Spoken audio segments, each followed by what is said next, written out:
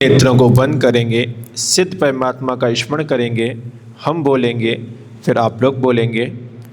ओम नमः सिद्धेभ्यः।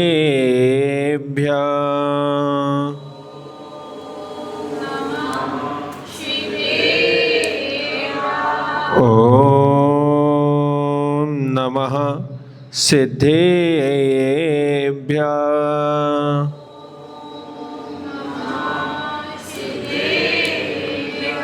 ओम नमः सिद्धेभ्यः।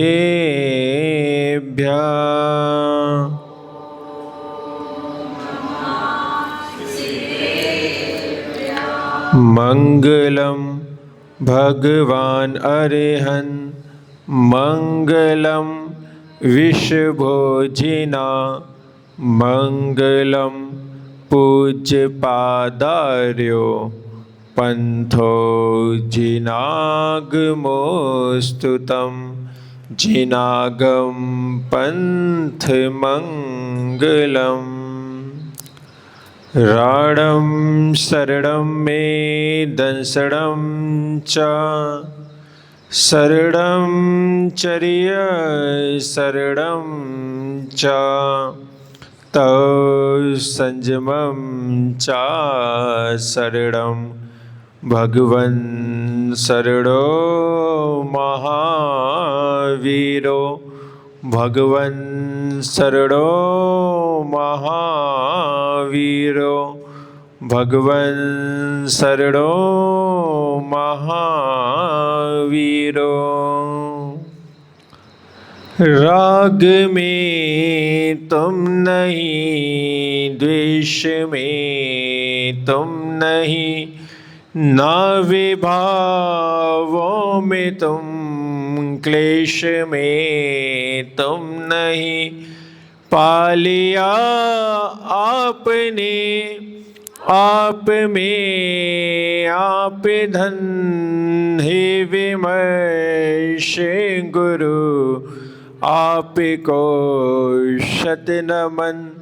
हे विमर्श गुरु आपको शत नमन। हे विमर्श गुरु आपको शत नमन। जय बोले देवदेव श्रीनाथ भगवान की, देवदेव चिंतामणि पार्श्वनाथ भगवान की, व्रतमय शशन एकादशी महावीर स्वामी की, परम पुण्य बाबू संत राष्ट्र की समस्या करते श्री महेश सागर जी महाराज की, जिनागम पंथ।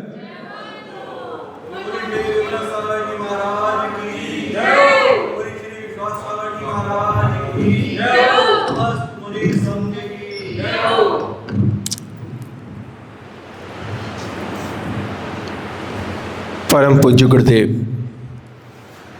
जो स्वयं अपने भावों को निर्मल करते हैं, पवित्र करते हैं और भावों की पवित्रता में ही धर्म है, ऐसे जिन सूत्र बताया करते हैं पूज्य गुरुदेव से, जो जिन सूत्र प्राप्त हुए हैं, गुरु सूत्र प्राप्त हुए हैं, वही आप लोगों तक पहुंचाने का प्रयास कर रहा हूं। पूज्य गुरुदेव मुझे आशीष प्रदान करेंगे। नमोस्तु भगवान। भावों से ही तरना है, भावों से ही मरना है, भावों से ही तरना है, भावों से ही मरना है। सरल शुद्ध भावों द्वारा भव से पार उतरना है। सरल शुद्ध भावों द्वारा भव से पार उतरना है। सूरी विमल सागर हो सूरी विमल सागर, भाव शुद्धि बताए रे जीवन है।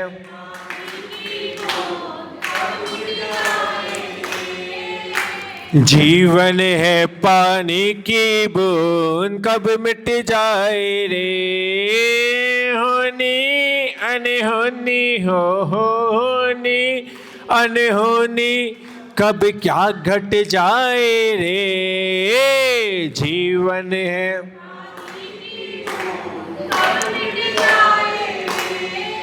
जीवन है पानी की बूंद कब मिट जाए रे। जय जिनागम पंथो, अनादि अनिधन जिनागम पंथ।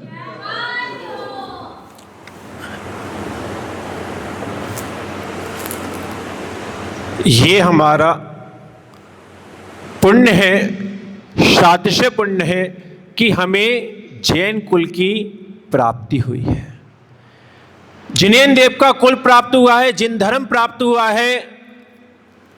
हमारा सौभाग्य है कि सुबह उठते ही हमें जिनालय में पहुंचने का अवसर मिलता है, 3 लोक के अधिपति के चरणों में जाने का अवसर मिलता है। वो नेग्रंथ मुनिराज जिनकी तपो साधना का लोहा पूरी दुनिया माना करती है, ऐसे नेग्रंथ मुनिराजों के चरण का स्पर्श का हमें सौभाग्य मिलता है।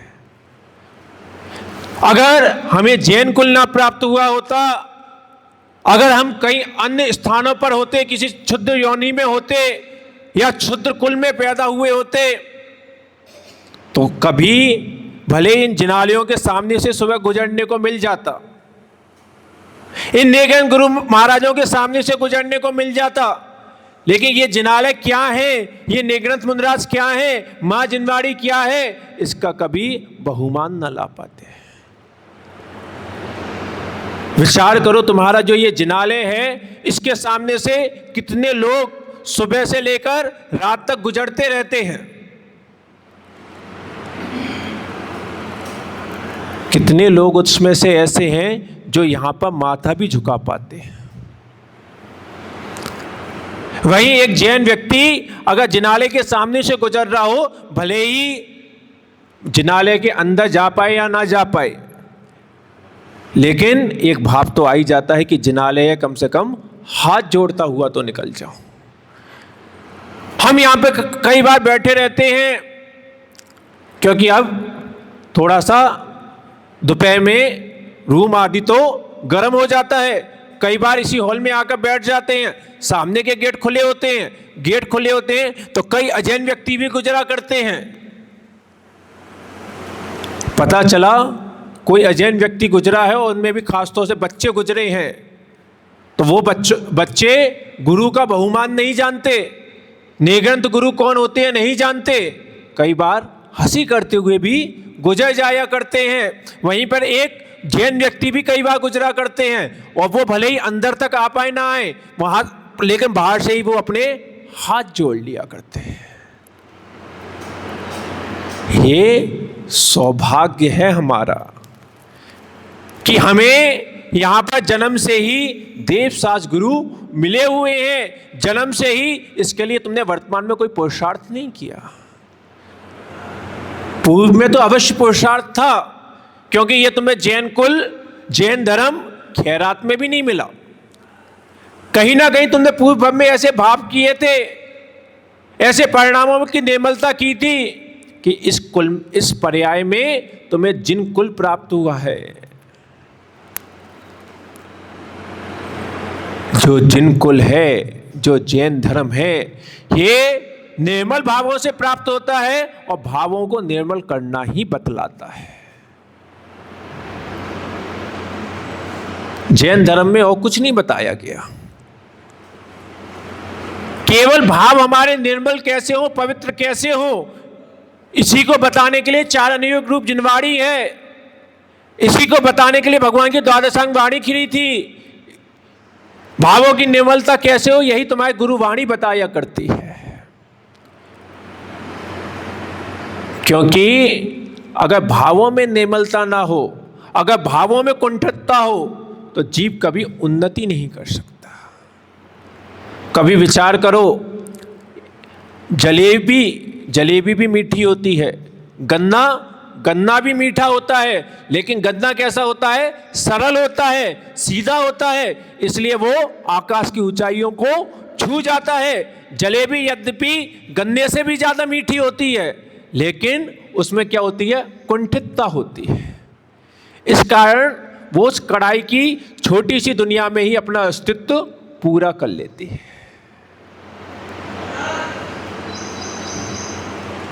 हमारे मुख पर जो वाणी आती है वो तो बहुत मीठी होती है, व्यक्ति को मीठा बोलना तो बहुत आता है। ग्राहक आए सामने और पता चला ग्राहक तुम्हारी दुकान पर आया, तुम्हारे कपड़े की दुकान थी, उसने एक कपड़ा देखा पसंद नहीं आया, दूसरा देखा पसंद नहीं आया, तीसरा देखा पसंद नहीं आया, 10-20 जोड़ी तुमसे खुलवा लिए, और उसके बाद क्या भाई साहब कोई ढंग का माल नहीं है तुम्हारे पास, मेरा टाइम और बर्बाद हो गया।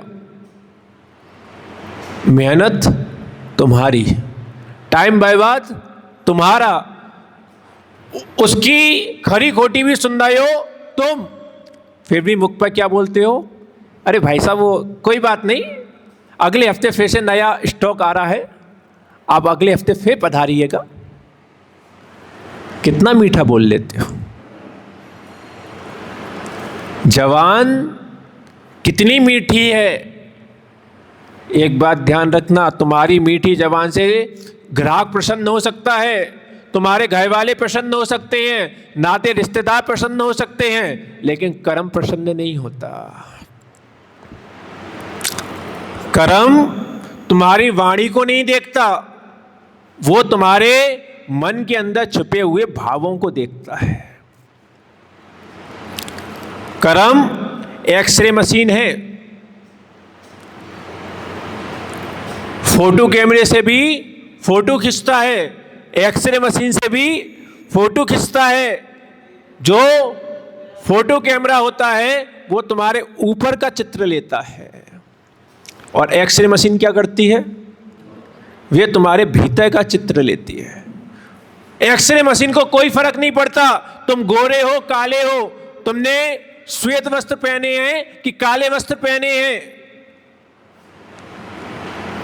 एक्सरे मशीन को कोई फर्क नहीं पड़ता। उसकी किरणें तो तुम्हारे गोरे काले बदन को, तुम्हारे सफेद काले कपड़ों को पार करती हुई अंदर को विषय कर लेती है। ऐसे ही जो कर्म हुआ करते हैं, उन कर्मों को कोई फर्क नहीं पड़ता कि तुम मीठा बोल रहे हो कि तुम कड़वा बोल रहे हो। कभी कभी जीवों के मीठे बोलते हुए भी भाव कड़वे हो सकते हैं, और कभी कभी कड़वा बोलते हुए भी भाव मीठे हो सकते हैं।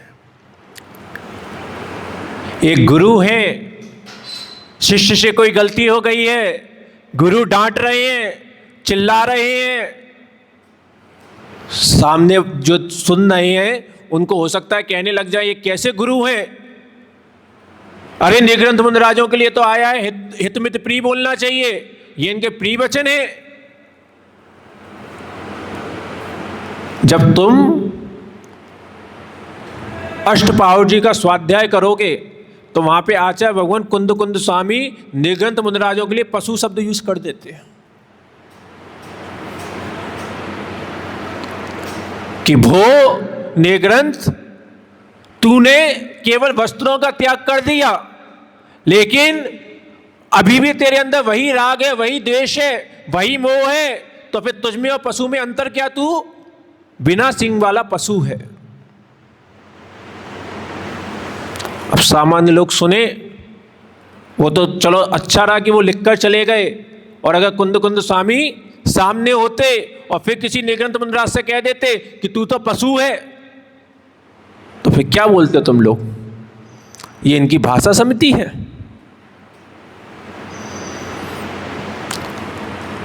एक मां अपने बच्चे को डांट रही है। एक बार समझाया, दीपक जल रहा था, बच्चा छोटा था और वो दीपक की लौ को पकड़ना चाहता था। मां ने एक बार मना किया, 2 बार मना किया, 3 बार मना किया। मां जब तक बैठी रही बच्चा शांत रहा, और मां की थोड़ी सी निगाह फिरी और बच्चे ने उस लौ को पकड़ लिया। पकड़ते ही हाथ जल गया, वो बच्चा रोने लगा। मां दौड़ती हुई आई और उसने देखा कि इसने दीपक पकड़ लिया है। पहले तो उसका जो जला था वहां पर ट्यूब आदि लगा दिया, पेस्ट आदि लगा दिया, और उसके बाद लेकिन फिर वही दीपक लेकर आई और फिर कहने लगी ले अब पकड़। अब बच्चा क्या कह रहा है, नहीं मैं नहीं पकड़। अब तो पकड़ना पड़ेगा। उसकी हरकत देखकर, माँ की हरकत देखकर कोई सामने वाला कहे कि कैसी माँ है, गरम गरम दीपक अपने बेटे को पकड़वा रही है, बड़ी दुष्ट माँ है, वे बहुत निर्दयी माँ है। तो एक बात बताओ, माँ निर्दयी है या अब वो बच्चे को शिक्षा दे रही है कि आज तो तूने पकड़ लिया सो पकड़ लिया, अब तू कभी भविष्य में ऐसा गरम दीपक ना पकड़ ले, उसकी शिक्षा दे रही है। इसलिए कभी कभी भावों में कलुषता होती है, वाणी में बहुत मधुरता होती है, कभी कभी वाणी में कठोरता होती है, कड़वाहट होती है, लेकिन भाव बहुत मीठे हुआ करते हैं, बहुत नरम हुआ करते हैं।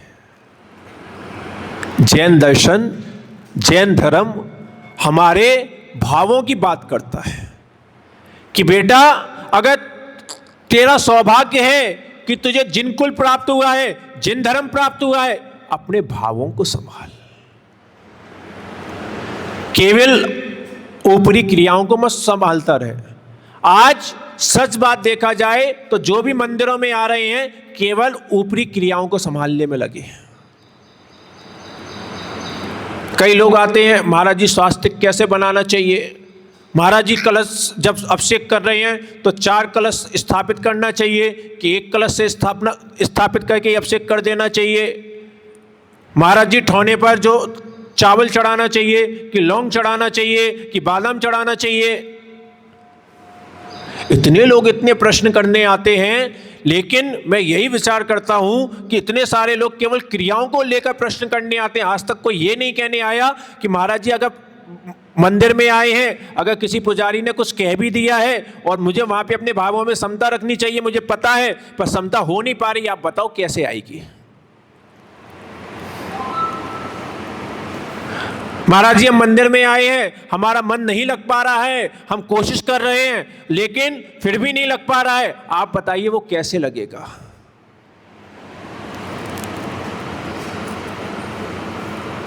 महाराज जी हम मंदिरों में आते हैं, लेकिन मंदिरों में आने के बाद भी दुकान याद आती है, घर याद आता है, आता सबको है, लेकिन इससे बचने का उपाय वो पूछने कितने लोग आते हैं। केवल किस में लगे हुए हो, बाहरी क्रियाओं में लगे हुए हो, जबकि कोई फर्क नहीं पड़ रहा कि तुमने ठौने पर बादाम चढ़ाया है, लौंग चढ़ाई है, चावल चढ़ाया है, कोई फर्क नहीं पड़ रहा। तू तो बस ये बता तूने भावपूर्वक ठौने पर स्थापना की है या नहीं की। द्रव्य का कोई महत्व नहीं होता। द्रव्य का महत्व भी केवल इसलिए होता है क्योंकि द्रव्य हमारे भावों को संभाल देती है। कभी सूखी द्रव्य से पूजा करके देखना, कभी गीली द्रव्य से पूजा करके देखना, और फिर दोनों समय में अपने भावों को देखना। गीली द्रव्य में भी कभी पता चला चंदन नहीं था तो चावल तुमने हल्दी से पीले कर लिए, या कभी पीले किए ही नहीं, और एक दिन तुम्हारे पास चंदन आदि की व्यवस्था थी, सुंदर सा पीला चावल पुष्प द्रव्य भी रखी हुई थी, अलग से अक्षत द्रव्य रखे हुए थे, सुंदर सुंदर बड़े बड़े बादाम रखे हुए थे, छुआरे रखे हुए थे, मुनक्के रखे हुए थे। जब वो थाली जब सजी हुई हो और उस थाली को लेकर जब तुम भगवान की पूजा करने जाते हो तो भावों में और निर्मलता आती है कि नहीं आती है। तो वो द्रव्य का प्रयोजन बेटा उतना ही है कि वो हमारे भावों को सुधारती है, लेकिन केंद्र में क्या है, केंद्र में हमारे भाव हैं कि तेरे भाव कितने सुधरे, तेरे भाव कितने पवित्र हुए। केवल ऐसा ना हो कि हम केवल द्रव्यों में ही लड़ाई झगड़े करते रहे। आज सच बात क्या है, केवल हमने मंदिरों में आके द्रव्य को देखना सीखा है और इसलिए ही लड़ाई झगड़े हैं। ये 13-20 के झगड़े क्यों हैं, ये दिगंबर श्वेतांबर के झगड़े क्यों हैं? द्रव्यों पर लड़ रहे हैं। उसने सूखी द्रव्य चढ़ा दी, उसने गीली द्रव्य चढ़ा दी, उसने सूखी द्रव्य से पूजा कर ली, उसने गीली द्रव्य से पूजा कर ली। अरे भैया द्रव्यों में कुछ नहीं रखा, तूने किन भावों से पूजा करी है तू उसकी बात कर। क्योंकि जैन दर्शन एक्सरे मशीन है, वे तुम्हारे ऊपर के द्रव्यों को नहीं देख रही, वो तुम्हारी ऊपर की क्रियाओं को नहीं देख रही, वो एक्सरे मशीन तुम्हारे भावों को विषय कर रही है। सब लोगों ने सुना होगा, एक जैन सेठ जी थे जो क्या कर रहे थे, सामायिक कर रहे थे। क्या संकल्प लेके कर रहे थे कि जब तक दीपक जलता रहेगा तब तक मैं सामायिक करता रहूंगा। बाहर में क्या कर रहे हैं, सामायिक कर रहे हैं। दीपक जल रहा है, दीपक जलते जलते जलते जलते बुझने का नंबर आ गया। सेठानी ने विचार किया, क्या बात है, आज तो सेठ जी का बड़ा मन लग रहा है और दीपक बुझने की कगार पे है और सेठ जी का बड़ा मन लग रहा है। अरे मेरे होते हुए सामायिक में विघ्न नहीं होना चाहिए। धर्मपत्नी का कार्य क्या है कि धर्मपति के धर्म में कोई विघ्न ना हो जाए। तुरंत क्या किया, उसी जलते हुए दीपक में घी और डाल दिया। अब सेठ क्या है, सामायिक कर रहा है, देख रहा है कि सामने दीपक बुझने ही वाला, तो हमारी श्रीमती जी ने और घी डाल दिया। चलो कोई बात नहीं, आज अब डबल सामायिक करेंगे। फिर सामायिक करते रहे करते रहे करते रहे करते रहे, फिर दीपक बुझने को हुआ। सेठानी ने फिर घी डाल दिया। सेठ जी ने कहा, वाह अच्छी धर्म पत्नी मिली, आज तो पूरा धर्म ध्यान करवा के रहेगी। पर सामायिक है, संकल्प है, नियम है। सामायिक फिर करने लगे, करते करते करते करते फिर दीपक बुझने का समय आया। अब तो सेठानी ने भी आज कमर कस ली थी, आज कुछ हो जाए पर दीपक ना बुझने दूंगी। खड़ी हो गई और जैसी दीपक बुझने को हुआ फिर से घी डाल दिया। फिर सेठ बेचारा सामायिक करने लगा। अब करते करते प्यास लगाई, बाहर से सामायिक कर रहा है, भीतर से भाव अब किस में चले गए, पानी में चले गए। और सेठानी बिल्कुल कमर कस के खड़ी हुई है कि आज दीपक ना बुझ पाएगा। सो वो दीपक तो नहीं बुझा, पर सेठ का दीपक वो बुझ गया। लोक में तो विचार करो, जब उन सेठ का मरण हुआ होगा तो लोक में उनके कितने जय जयकार हुए होंगे। सब लोगों ने क्या सोचा होगा, सामायिक करते करते गए, कितनी श्रेष्ठ गति को गए होंगे, पता नहीं कौन से स्वर्ग में जाकर देव हुए होंगे। अब तो समोषण में जाके वो विराजमान हो गए होंगे, वहां पे भगवान की साक्षात पूजा कर रहे होंगे, अर्चना कर रहे होंगे। क्यों? क्योंकि दुनिया को क्या दिख रहा था कि सामायिक करते करते मरण हुआ है। अगर किसी व्यक्ति का मरण होता है तो हम भी तो उसके केवल बाहर के भावों, बाहर की क्रियाओं को ही तो देख पाते हैं। हम यही तो बोलते हैं कि उन भाई साहब का मरण बहुत अच्छा हो गया था। क्यों अच्छा हो गया था? क्योंकि उनको सब लोग नमोकायमन सुना रहे थे और वो नमोकायमन सुनते सुनते गए हैं। उनका मरण तो निश्चित रूप से बहुत अच्छा हुआ होगा, बहुत श्रेष्ठ हुआ होगा। लोगों ने उनके चारों प्रकार से उनका आहार का त्याग करवा दिया था, उन्हें बिस्तर से उतारकर जमीन पर बिठा दिया था। बेटा तुमने तो बिठाल दिया था बिस्तर से उठा के जमीन पर, वो बैठे थे कि नहीं बैठे थे? कि जमीन पर बैठने के बाद भी उनके भाव गद्दे के ही हो रहे थे। तुमने तो चारों प्रकार के आहार का त्याग करवा दिया था, पर उन्होंने किया था कि नहीं किया था? या मात्र तुमने करवा दिया था? क्योंकि अंत समय में क्या होता है, जीभ पे कुछ बोलते तो बनता नहीं है, कुछ करते बनता नहीं है, कुछ रिएक्शन कर नहीं पाता। तुम्हें जैसा दिखाए तुम करते रहते हो। और कई बार तो ऐसा होता है कि पता चला कि उसका गद्दे पर मरण होता तो शायद अच्छा हो जाता, और तुमने उसे गद्दे से उठा के जमीन पर लिटाल दिया है। ना तो तुमने कुछ स्थिति परिस्थिति समझी है, क्योंकि अंत समय में क्या होता है, शरीर का भी मांस सूख जाता है, हड्डियां गड़ने लगती हैं, और आपने ऐसे व्यक्ति को, और उसका जीवन भर का कोई अभ्यास है नहीं, और आपने उसको जमीन पर लिटाल दिया। अब वो कुछ कह तो नहीं पा रहा, लेकिन उस अंत समय में आपको क्या कर रहा है, उस पीड़ा का अनुभव कर रहा है। एक जगह हो गया था, वहाँ पर पूज्य गुरुदेव ग्रीष्मकालीन वाचना कर रहे थे और वहीं पर कल्पद्रुम विधान भी करवाया आचार्य श्री ने। पहला ही दिन था और शायद चतुर्दशी का ही दिन था, आज का ही ऐसी चतुर्दशी का दिन था। शाम को दोपहर के समय पर एक परिवार दौड़ा दौड़ा पूज्य गुरुदेव के पास आया, कहने लगा कि हमारी माता जी बहुत बीमार थी, डॉक्टर हॉस्पिटल में थी, अब डॉक्टर ने जवाब दे दिया है, अब कह दिया है कि आप इनकी घर पर ही सेवा करो, इनके पास समय ज़्यादा नहीं है, पूज्य गुरुदेव आप जल्दी चलिए और हमारी माता जी की समाधि मरण करवाइए। पूज्य गुरुदेव ने थोड़ी देर शांत रहे, कुछ विचार किया और कहने लगे, वहीं पर बैठे बैठे कहने लगे कि चिंता मत करो, अभी तुम्हारी माँ के पास पर्याप्त समय है। उन्होंने कहा नहीं आचार्य श्री, डॉक्टर ने मना कर दिया है और उन्होंने कहा है कि आप तो इनकी सेवा करो जितना जो कुछ हो पाए, आप तुरंत चलिए हमारी माता जी का समाधि मरण करवाइए। पूज्य गुरुदेव ने कहा जो मुझे कहना था मैं कह चुका और अब मेरा आज चतुर्दशी है, बड़ा प्रतिक्रमण होगा, 2-2.5 घंटे का प्रतिक्रमण चलेगा और हम लोग प्रतिक्रमण करने बैठ रहे हैं। और कहकर और पूज्य गुरुदेव ने अपना प्रतिक्रमण शुरू कर दिया। अब चतुर्दशी का जो प्रतिक्रमण होता है कम से कम 2-2.5 घंटे का होता है। अब वो विचार करने लगे कि कैसे आचार्य हैं, बताओ सामने समाधि मरण की स्थिति पड़ी हुई है और नगर में ही विराजमान है और फिर भी नहीं जा रहे हैं।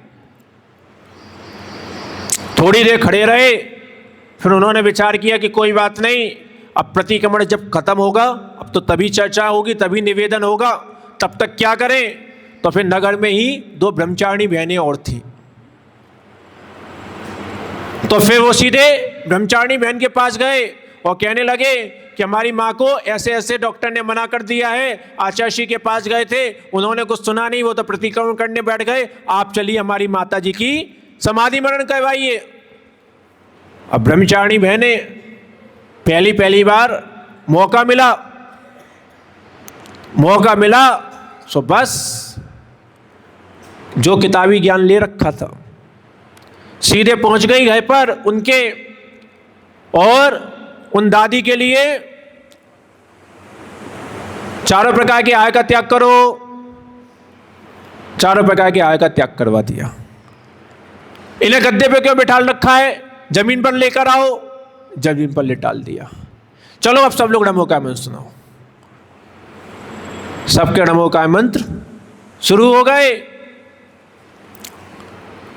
जब 2-2.5 घंटे बीत गए तब फिर वो वापस फिर वहां पर पूज्य गुरुदेव के पास पहुंचे, तब तक प्रतिक्रमण पूरा हो चुका था। तो फिर कहने लगे कि आचार्य श्री मम्मी की ऐसी ऐसी हालत है, आप चलिए।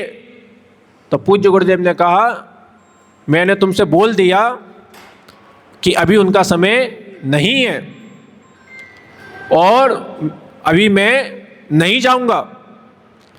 अरे पूज्य गुरुदेव चलिए। जब ज़्यादा निवेदन हुआ तो फिर पूज्य गुरुदेव ने एक महाराज जी को और हमें 2 लोगों को बोल दिया कि एक काम करो, तुम जाकर देखाओ। हम दोनों वहाँ पर गए, मुनराज देखा तो दादी को जमीन पर लिटा रखा है। अब दादी और सबके सब नमो काय में सुनाने में लगे हैं, दादी का उपयोग उसमें था ही नहीं, वो अपनी बाबा जीभा बाहर अंदर कर रही थी। उनकी हालत देखकर समझ में आया कि इनको बहुत तेज प्यास लग रही है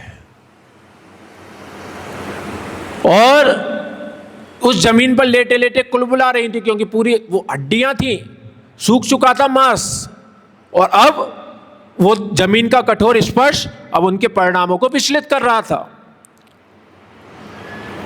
हमने बोला, और जैसी और एक मजे की बात, जैसे उन्हें ये पता चला था ब्रह्मचारिणी बहनों को कि महाराज जी के पास ये लोग गए हैं, महाराज जी आ रहे हैं, वो दोनों की दोनों वो निकल ली। तो हमने कहा, जब आकर हमने कहा इन्हें जमीन पे क्यों लिटा रखा है भैया, उनकी हालत देखो, वो बार बार हिल रहे हैं, उन पर ये दर्द सहन नहीं हो रहा। तो कहने लगे कि इन्होंने तो लेकिन गद्दे का त्याग कर दिया है। मैंने कहा गद्दे का त्याग कर दिया है, मैंने किसने करवाया? तो कहा वो ऐसे ऐसे बहन जियों ने करवा दिया। मैंने कहा एक बार बताओ, उन्होंने करवाया है कि इन्होंने किया है? कि इनका तो पता नहीं, उनने करवा दिया। मैंने कहा वापस इनको ऊपर लो। ऊपर लिया तो वो जो कुल बुला रही थी वो बेचारी शांत हुई। फिर सबके सब नमो का मैं सुनाने में लगे हुए थे। मैंने ध्यान दिया कि उनकी जिब्बा बार बार बाहर निकाल रही, अंदर कर रही है, बाहर निकाल रही, अंदर कर रही है, अर्थात उनको प्यास लग रही थी। मैंने कहा इनको पानी पिलाओ, कि इनका तो चारों प्रकार के आय का त्याग है। मैंने कहा किसने करवाया? कि वही दीदियां करवा गई। मैंने फिर वही प्रश्न किया, मैंने कहा दीदियों ने करवाया है कि इन्होंने किया है? इनका नहीं पता, दीदियों ने करवा दिया।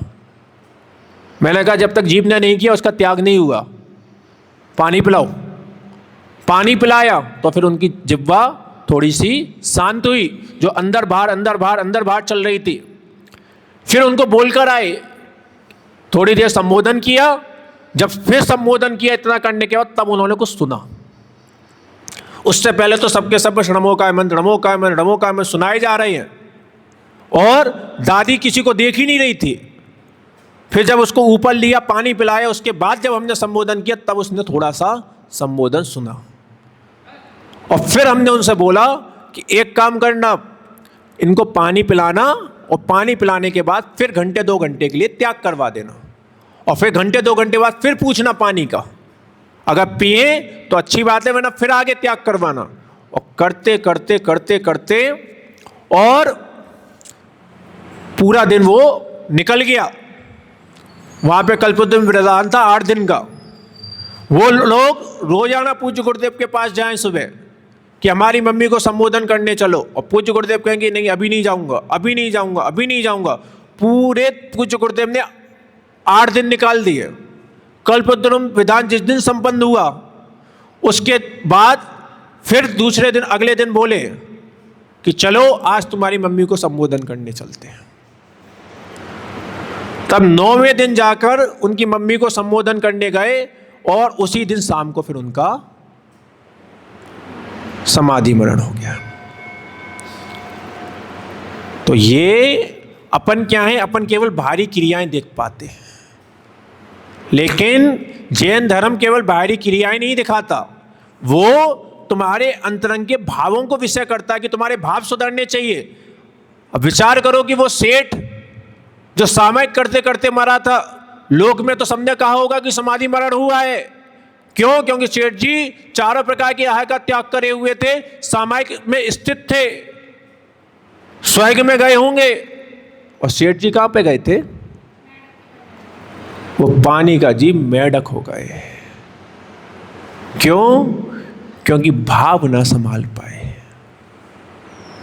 और वही मेढक जब वो हाथी के पैर के नीचे आया, मरण हुआ, एक्सीडेंट हुआ, दुर्घटना हुई।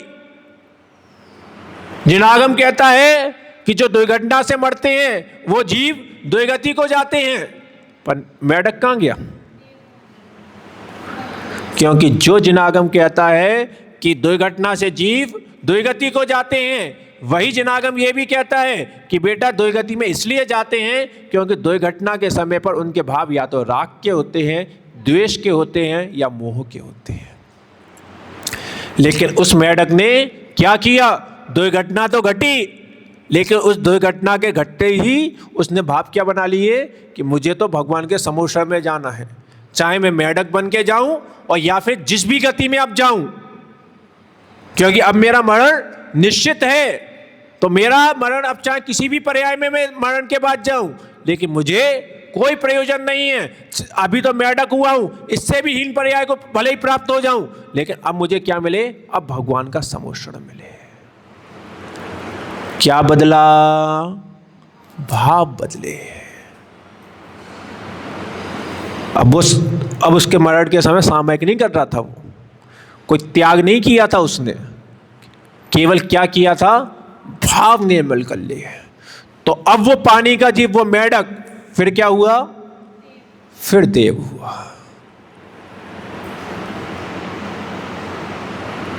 जैन धर्म भावों को संभालने की कला सिखाता है।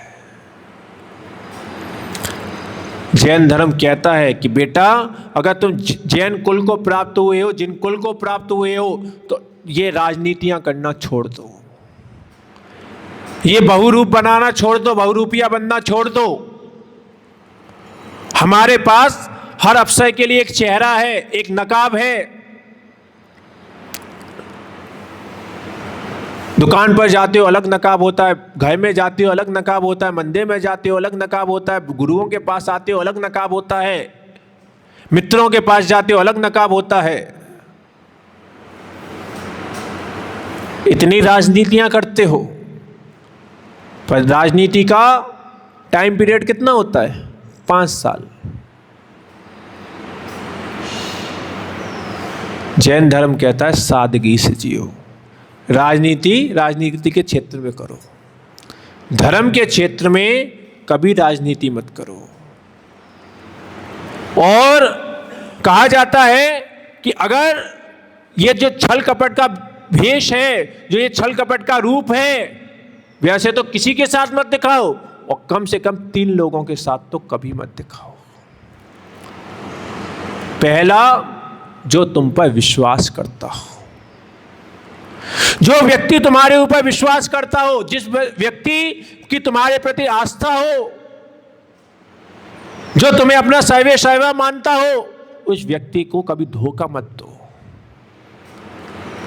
जब तुम छोटे थे, तुम्हारे स्कूल की बुक में एक चैप्टर आता था बाबा भारती का, खड़क सिंह डाकू और बाबा भारती। बाबा भारती बहुत बलशाली थे, बहुत शक्तिशाली थे, उनके पास बहुत अच्छी अच्छी नस्ल के घोड़े थे। एक घोड़ा उसमें भी सबसे सर्वोत्तम था, जिसको बाबा भारती हमेशा पर्सनल अपने यूज में लिया करते थे। वहीं पर एक खड़क सिंह डाकू का गिरोह रहता था। वो यद्यपि गांव में जब चाहे तब लूटपाट कर लेता था, लेकिन बाबा भारती इतने बलशाली थे कि उसके सामने खड़क सिंह का भी कुछ नहीं चल पाता था। एक बार शर्त हो गई कि वही सर्वश्रेष्ठ डाकू माना जाएगा जो बाबा भारती से उनका घोड़ा चोरी करके ला पाएगा। तो सबने बहुत प्रयास किए, कोई ना ला पाया। फिर खड़क सिंह डाकू ने क्या किया कि वो जिस रास्ते से बाबा भारती गुजरा करते थे, उसी रास्ते पर एक दीनहीन कोढ़ी व्यक्ति बन के बैठ गया, कंबल लपेट लिया और अपने शरीर पर नाना जगह लाल रंग लगा लिया कि खून बह रहा है। और वो बिल्कुल दुर्बल कमजोर बैठकर और एक कोने में बैठ गया। बाबा भारती जब अपने घोड़े से गुजरे तो उन्होंने देखा कि एक दीनहीन असहाय व्यक्ति एक कोने में बैठा हुआ सुकुड़ रहा है।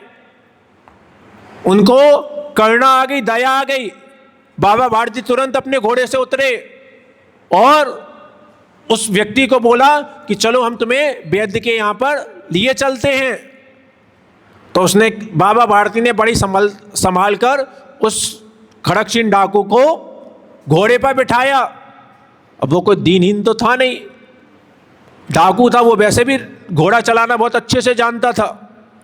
तो उसने क्या किया, जैसे घोड़े पर बैठा और उसने वो चाबुक मारा और घोड़ा बाबा भारती का जो बिजली की रफ्तार से चलता था वो एकदम दौड़ गया। तो बहुत आगे जाने के बाद फिर खड़क सिंह रुका और उसने कहा, बाबा भारती देख लो, तुम्हारा घोड़ा मैंने ले लिया। बाबा भारती वहीं पर खड़े रहे और बस वहाँ पे खड़े खड़े उन्होंने एक ही बात बोली कि तूने ये घोड़ा तो ले लिया, मैं तुझसे ये घोड़ा भी वापस नहीं मांगता, लेकिन बस तू मेरा एक बात मान लेना कि जब तुझसे कोई ये पूछे कि तूने ये घोड़ा कैसे लिया, तो ये घटना मत बता देना, क्योंकि अगर तूने ये घटना बता दी तो फिर दुनिया असहाय लोगों की मदद करना बंद कर देगी। जब खड़क सिंह डाकू को ये बात उसने बाबा भारती की सुनी तो उसने उनका घोड़ा वहीं पर छोड़ दिया और बाबा भारती के चरणों में लौट गया। तो जो तुम पर विश्वास करता हो उसके साथ कभी विश्वासघात मत करो। वरना ऊपर बैठा परमात्मा कभी माफ नहीं करेगा। पर विचार करो, व्यक्ति धोखा किसको देता है, छल किसके साथ करता है? पड़ोसी के साथ नहीं करता। व्यक्ति छल अपनों के साथ करता है। फिर रिश्ते टूटते हो तो टूट जाए।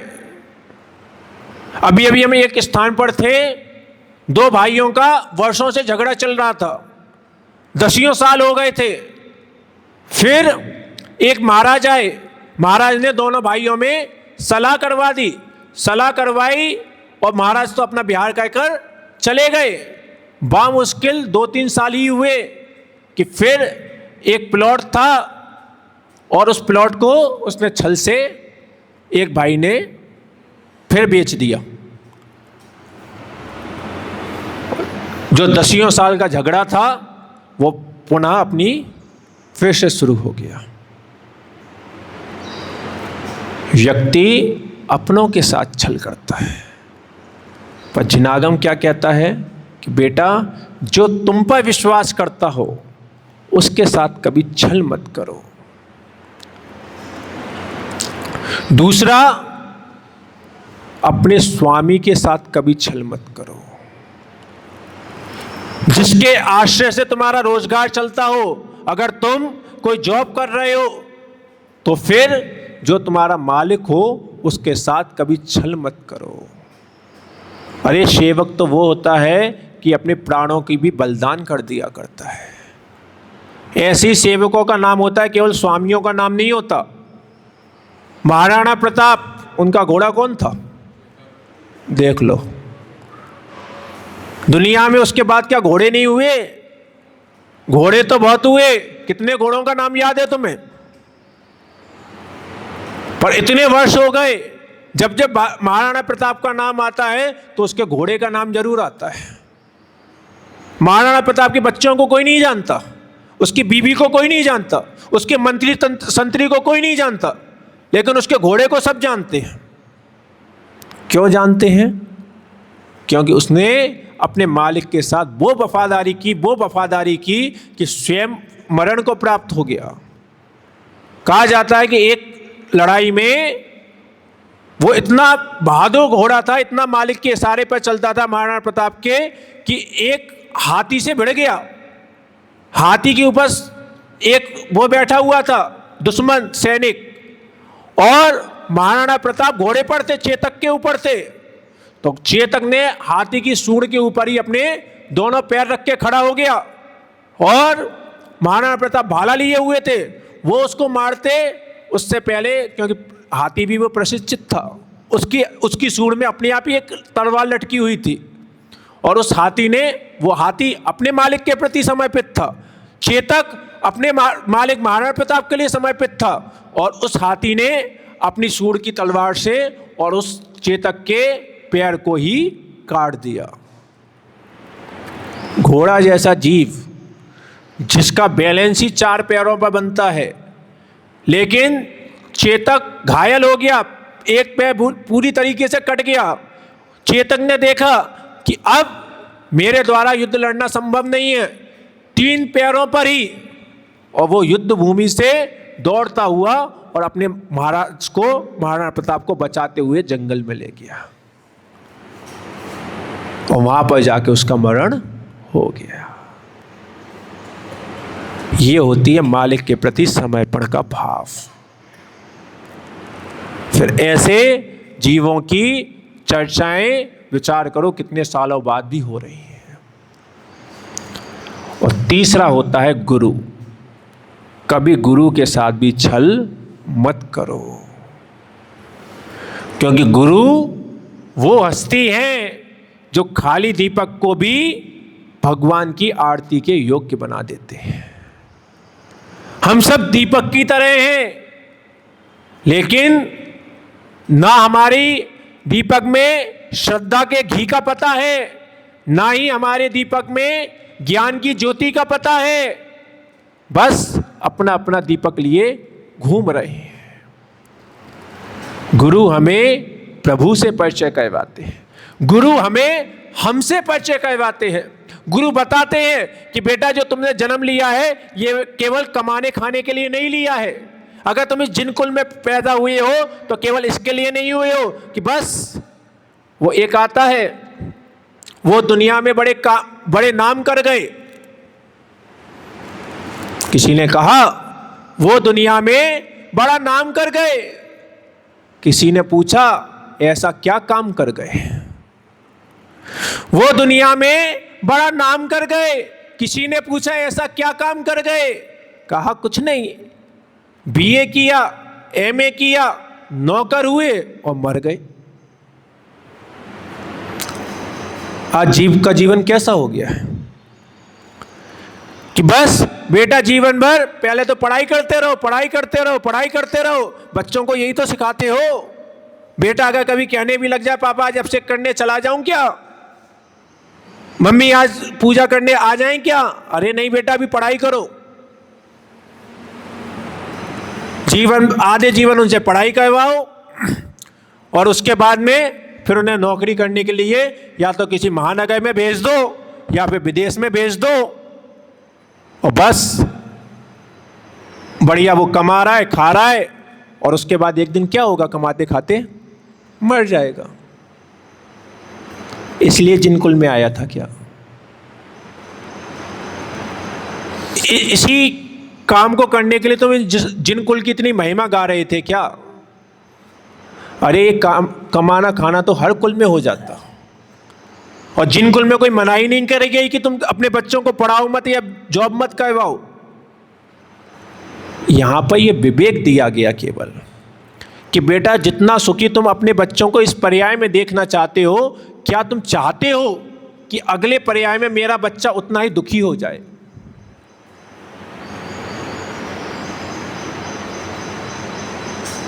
हमने अपने बच्चों को बाहर भेज दिया, संस्कार विहीन होकर भेजा है। तुम्हें क्या लग रहा है तुम्हारे बच्चे बाहर जाके क्या कर रहे होंगे? सच बात यह है जितने भी ये संस्कार विहीन बच्चे जा रहे हैं बस कुछ की खुल जाती है, कुछ की दबी रहती है। एक जगह की बिल्कुल रियल घटना है। पूज्य गुरुदेव का वहां पे चतुर्मास चल रहा था। मंदिर के सामने एक बहुत प्रतिष्ठित परिवार रहता था, बहुत बड़ा परिवार था। उनकी 3 लड़कियां बाहर पढ़ने जाती थी, बाहर पढ़ रही थी हॉस्टल में। चाचा ताऊ की लड़कियां थी और लड़कियों की नंबर भी बहुत अच्छे आते थे, परसेंटेज भी बहुत अच्छे आते थे, इसलिए सब लोग खुश भी बहुत थे। गर्ल्स हॉस्टल में रहती थी कि हमारी बच्चियां बहुत अच्छी हैं। पूज्य गुरुदेव का चतुर्मास चल रहा था, 10 लक्षण पैप का अवसर आया। उन बच्चियों की वहां पर छुट्टी हो गई। छुट्टी हो गई तो घर पे घूमने के लिए आई। मंदिर से, गुरुओं से कोई प्रयोजन नहीं, क्योंकि शुरू से यही बताया गया था कि बेटा तुम तो पढ़ो पढ़ो पढ़ो, और पढ़ाई के नाम पर ही उन्हें बाहर भेज दिया गया था। लेकिन पूरा का पूरा परिवार था वो धर्मात्मा था। जब 10 लक्षण चल ही रहे थे, मंदिर के सामने ही प्रवचन होते थे, तो फिर घर वालों ने कहा कि तुम्हारी छुट्टियां चल रही हैं, चलो। तो फिर अब जब घर वालों ने ज़्यादा कहा तो 10 लक्षण के प्रवचन सुनने के लिए आई। और जिस दिन अंतिम दिन उत्तम ब्रह्मचर्य व्रत पर प्रवचन सुना, प्रवचन सुनने के जस्ट बाद पूज्य गुरुदेव से बोला कि आचार्य जी हमें थोड़ा सा समय चाहिए। पूज्य गुरुदेव ने दोपहर का समय दे दिया। दोपहर में तीनों बहनें आई और तीनों बहनें फिर कहने लगी कि आचार्य श्री जीवन में पहली बार किसी साधु के वचन सुने हैं हमने। घर में तो सब लोग बहुत आते थे, हम कभी नहीं आए, पहली बार आए हैं। 10 दिन पहली बार हमारे जीवन के ये 10 दिन हैं जब हमने किसी साधु के वचन सुने हैं। और जो आज आपका प्रवचन हुआ था उत्तम ब्रह्मचर्य व्रत पर, उसके बाद अब हम अपना प्रायश्चित करने आए हैं। और फिर कहने लगी कि आचार्य जी हम भले ही वहाँ पे गर्ल्स हॉस्टल में रहते हैं, लेकिन 7 व्यसनों में से कोई भी ऐसा व्यसन नहीं है जो हमने वहाँ पर नहीं किया। अब डिटेल में नहीं बता रहा, 7 व्यसनों में अपने आप समझ जाओ।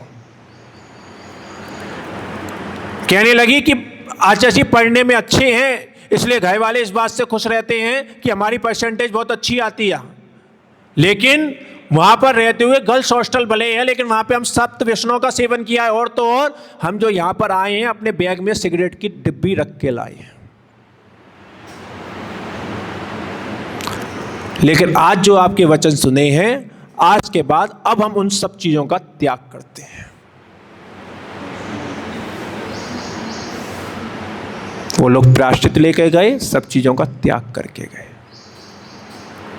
तो एक बात बहुत अच्छे से ध्यान रखना कि जो तुम संस्कार विहीन होकर अपनी संतानों को बाहर तो भेज दिया, मैं वही कह रहा हूं, कुछ का खुल जाता है, कुछ का दबा रहता है। कई बार माता पिता को भी नहीं पता चलता, और कई बार माता पिता को पता भी चल जाए तो वो कौन सा इसका प्रचार करने बैठ रहे हैं। लेकिन अगर आपने अपनी संतानों को संस्कार नहीं दिए हैं तो ध्यान रखो, बाहर तो वैसे भी आजकल यूट्यूब फेसबुक का ज़माना है बेटा, सब बच्चे अपने आप सीख जाएंगे वहाँ पर। और मैं हमेशा एक ही बात इसलिए कहता हूँ कि जिन धर्म अगले भव के लिए नहीं है, अगले भव में वो जो फल देगा सो देगा। तुम्हारा बेटा वो वर्तमान जीवन सुधारता है, और वरना पता चला तुम्हारे बच्चे किसी उल्टी सीधी हरकतों में पड़ गए, और एक बार कोई बच्चा पड़ गया, उसके बाद निकालना इतना आसान नहीं होता। एक बार अगर बच्चे से कुछ ऐसा कार्य हो गया, पता चला ना जीने में रहोगे ना मरने में रहोगे। जिन बच्चों के लिए खून पसीना एक किया था, जिनके लिए ना अपनी रातों की नींद देखी थी, ना पेट का भोजन देखा था। इसलिए कहता हूं कि ये धर्म केवल अपने तक सीमित मत रखो, इतने स्वार्थी मत बनो, इतने लोभी मत बनो। कम से कम जैसे अपनी वसीयत बांटते हो, अपने बच्चों में तो बांटते हो, कम से कम घर परिवार के बीच तो देते हो पैसा, धर्म के संस्कार भी दो। और नहीं दिए तो ध्यान रखो, तुम्हें हो सकता है तुम जीवन भर इसी बात से खुश होते रहो कि हमारे बच्चे तो बहुत अच्छे हैं, बहुत अच्छे हैं, बहुत अच्छे हैं, लेकिन रियलिटी जिस दिन खुलेगी तो ध्यान रखना, रोगे तो सही पर दुनिया को आंसू दिखा भी ना पाओगे। अच्छा है जिन कुल प्राप्त हुआ है, जैन धर्म प्राप्त हुआ है, स्वयं भी महिमा समझे, अपने बच्चों को भी समझाएं, जैसे बने वैसे समझाएं, लेकिन उन्हें प्रभु तक लाएं, गुरु तक लाएं, माँ जिनवाड़ी तक लाएं। इसी मंगल भावना के साथ, भावों से ही तरना है, भावों से ही मरना है, भावों से ही तरना है, भावों से ही मरना है।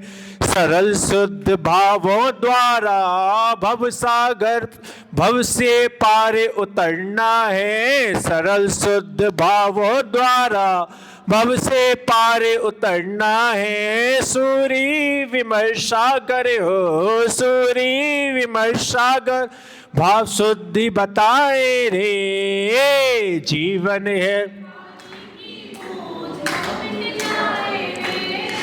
जीवन है पानी की बूंद कब मिट जाए रे। होनी अनहोनी हो, होनी अनहोनी कब क्या घट जाए रे। जीवन है पानी की बूंद, जीवन है पानी की बूंद कब मिट जाए रे। जय बोले परम पूजनीय बालवीर संत राष्ट्र की समाचार गुरुदेव श्री महेश सागर जी महाराज की जिनागमपन सागर जी महाराज की